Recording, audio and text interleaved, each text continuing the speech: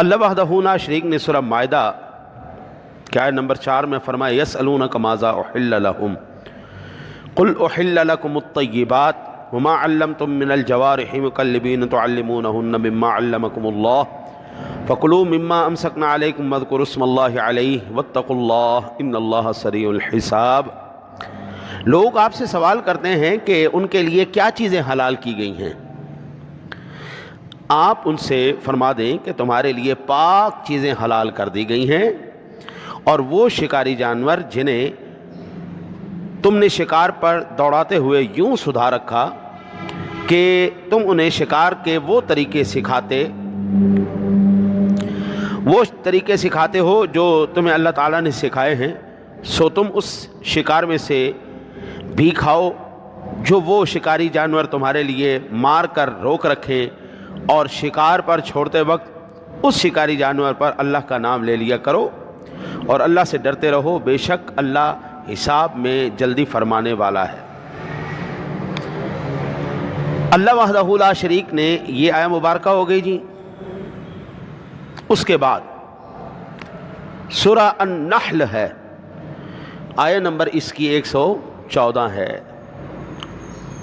ارشاد باری تعالیٰ ہے فَكُلُوا مِمَّا رَزَقَكُمُ اللَّهُ حَلَالًا طَيِّبًا وَاشْكُرُوا نِعْمَةَ اللَّهِ إِن كُنتُمْ إِيَّاهُ تَعْبُدُونَ۔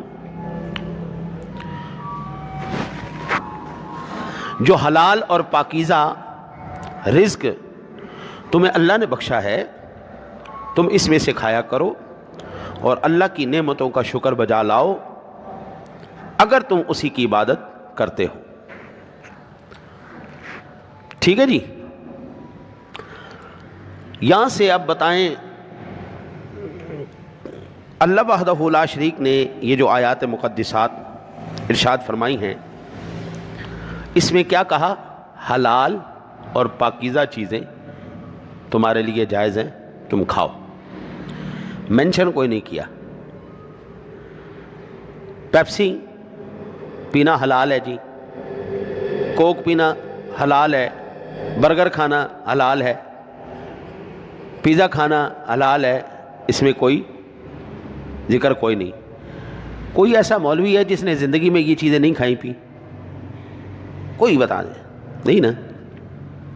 اس کا مطلب یہ ہوا ان آیات کے ضمن میں یہ ساری چیزیں آ گئیں۔ اب جو کہتے ہیں نا جی 11ویں حرام ہے، قرآن سے دکھاؤ، 12ویں حرام ہے، کل حرام ہے، تیجا حرام ہے، 40واں حرام ہے، قرآن سے دکھاؤ۔ معصومانہ سے سوال کریں، حضور آپ بوتل جو پی رہے ہیں یہ قرآن سے دکھائیں۔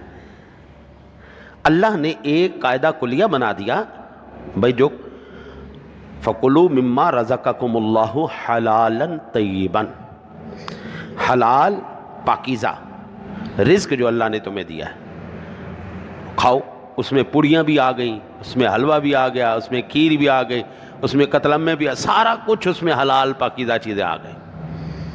اس میں 11ویں شریف بھی آ گئی، 12ویں بھی آ گئی، کھانا پینا جو بھی ہے اس نام سے بھی منسوب ہے، حلال اور پاکیزہ۔ اللہ کی ذات نے قرآن میں یہ اصول رکھا ہے کہ جو چیز حرام ہے اس کو مینشن کر دیا ہے، جو چیز حرام ہے نام لے کے بتا دیا۔ اب حرام کیا ہے؟ اگر حلال چیزوں کا ذکر اللہ تعالیٰ قرآن پاک میں ارشاد فرماتا تو پھر یاد رکھیں یہ 30 سپاروں کا قرآن نہ ہوتا۔